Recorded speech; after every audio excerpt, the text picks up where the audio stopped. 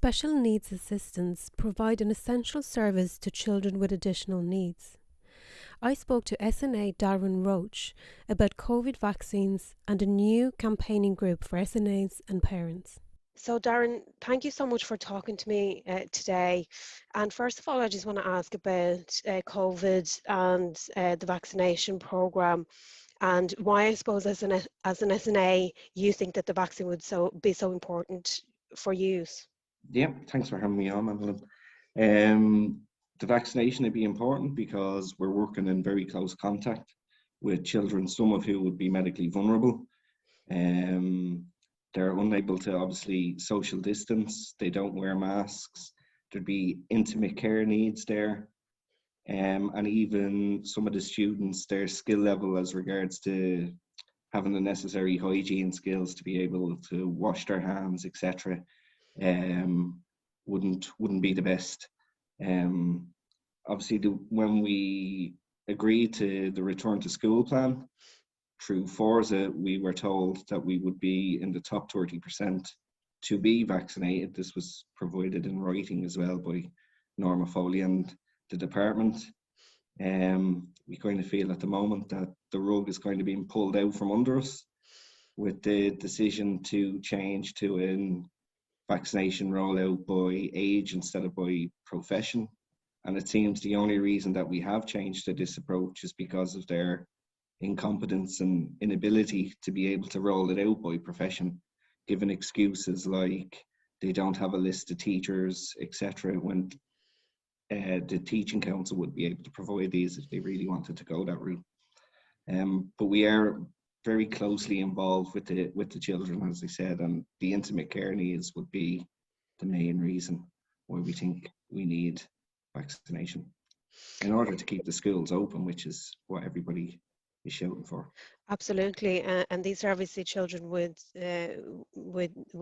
needs beyond other children, and so it's really important that they are in school, but it's also really important then that your safety is prioritized in order for you to be able to provide that service.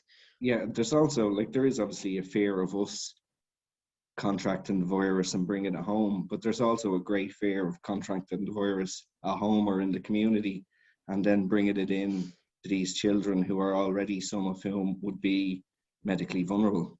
That would be a big fear of ours as well. Yeah, absolutely. And there's a new group that you've been involved in called Snag, so maybe you could tell me a little bit about that. Yeah, this originated kind of a few months ago when we had, I suppose, the latest round of teacher bashing that appeared online. We not kind of, myself and another SNA, Linda O'Sullivan, would be quite active on social media, advocating for both children and children with additional needs and SNAs. We felt it was important to try and have a group that brought together both SNAs and the parents to kind of counter that tactic of having us set against each other. So that's what we did. I'd say we're formed maybe four weeks now only at the moment, but there's been quite a positive uptake so far. And we want to not only advocate for our SNAs ourselves, but for the children with additional needs. Our thinking would be that anything that benefits the children will benefit the SNA, and anything that benefits the SNAs will also be to the benefit of the children. So an example of that would be there's a 40-month wait for these children to access services such as speech language therapies or occupational therapies. With a lot of the staff at the moment the HSE staff have been redeployed to the contract tracing. So there's even a bigger waiting list. If there was a way to offer SNAs career pathways into qualifying or specialising in speech and language or occupational therapy, it would obviously alleviate the stress on these services, and it would give the children greater access to these services if they were able to receive them on site in the schools they're already in. Yeah, absolutely. Thanks for that. And we'll put some links to the group for anyone who's interested as well, and some contact details and all that in the comments Brilliant. below here, so that anyone who's an SNA or has or is a parent of a child who has an SNA in the school, that they can get involved if they're interested in getting stuck in with you guys. It's important that there's groups like yours out there advocating, not just, as you say, on your own behalf, but for the children as well. And we've interviewed quite a lot of campaigners Yeah. on the issues of the assessment of need, for which there's a long delay, as well as occupational therapy and speech and language therapy as well. So I think a lot of the people on the page will be aware of those issues, but as you said, they're continuing during COVID and getting worse. Yeah, even Actually, lately it's been a lot online and a little bit in the media. There would be the 23 students in Cork at the moment who haven't actually even got a school placement for September, and they're being offered home tuition, which, if remote working wasn't a reasonable request for children when we had schools closed, to expect children with additional needs, as you said yourself, a lot of who do need to be in an actual school environment to fulfill their potential. Home tuition isn't really a long-term solution, and they'd be only a minute number of the kids overall who are struggling to find placement for the next academic year. yeah, absolutely. And I suppose some of our viewers wouldn't really know much about what an SNA does, or the kind of working conditions, I suppose, of SNAs in general. So I think it'd be interesting to hear from you some of the issues, I suppose, that you face as workers. Well, it's the SNA roles, obviously, it's changed a lot over the years. I think it was 2014 when we really started looking after the intimate care needs as well as being educational support, if you like. So you're almost a mix of a healthcare worker and a teaching assistant. And yeah, there's no job security there. There's no career pathways, as I mentioned briefly there. There's a pay scale that ends, it's a 15-step pay scale. So that's not offering a career to somebody who becomes an SNA. There's also the minimum requirements at the moment are 3Ds in the junior certificate, which is an insult compared to the level of qualification that's out there.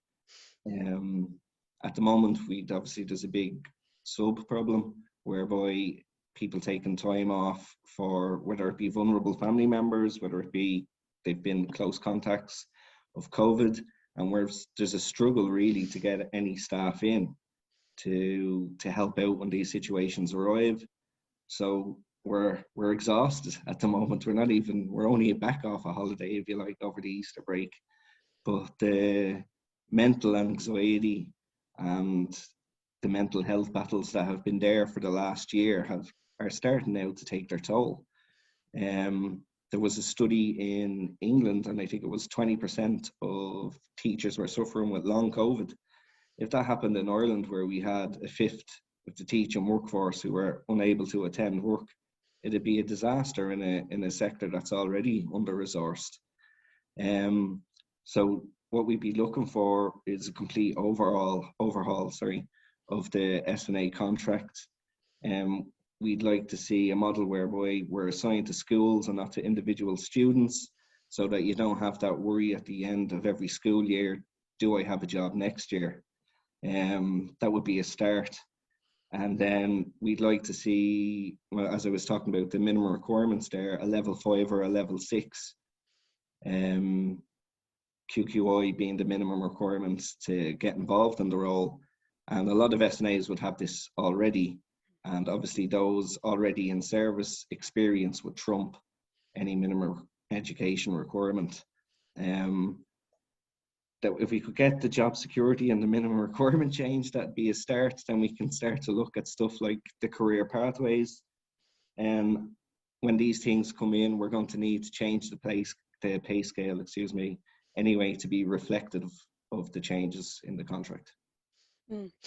Thank you so much, Darren, for that. I think a lot of people really value the kind of work that you guys are doing and the teachers are doing, and I think a lot of the time that recognition, I suppose, isn't heard in the mainstream media. And but I think the vast majority of people out there do understand the amount of hours that you guys do, the work that you do for our children and young people, and how important that is, and probably agree with us when we say that these are undervalued roles in society, and there should be a much more value put on these kind of roles in a decent society than there is today. So thank you very much, Darren, for talking to me today, and I'll stick some links down below that people who are interested in getting involved in your campaign, they can join you. So thanks very much, Darren.